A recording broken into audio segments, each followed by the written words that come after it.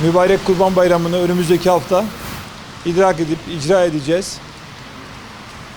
Bu bayramda diğer bayramlarda olduğu gibi özellikle yollarımızda oluşabilecek trafik yoğunluğu noktasında, emniyet ve asayiş tedbirleri noktasında önemli planlamaları yaptık ve hayata geçirdik. Ve bayram süresince almış olduğumuz tedbirleri de kararlılıkla, ciddiyetle uygulayacağız.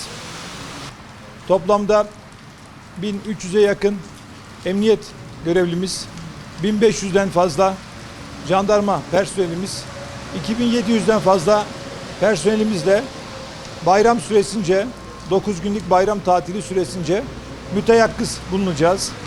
Sadece emniyet ve jandarmamız değil, vatandaşlarımızın ihtiyaç duyacağı her an ulaşabilecekleri şekilde AFAD'ımız, 112 UMKE ekiplerimiz, belediye başkanlıklarının ekipleri, özel idare ekiplerimiz ve bunun yanında karayolları ve DS ekiplerimiz de bayram süresince kendi hazırlıklarını yaptılar ve bütün kurumlarımız işbirliği halinde çalışmalarını yürütmektedir.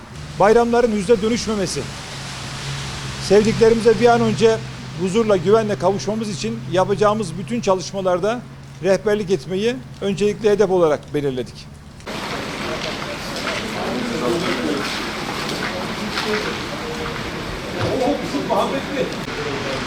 Sağ olun.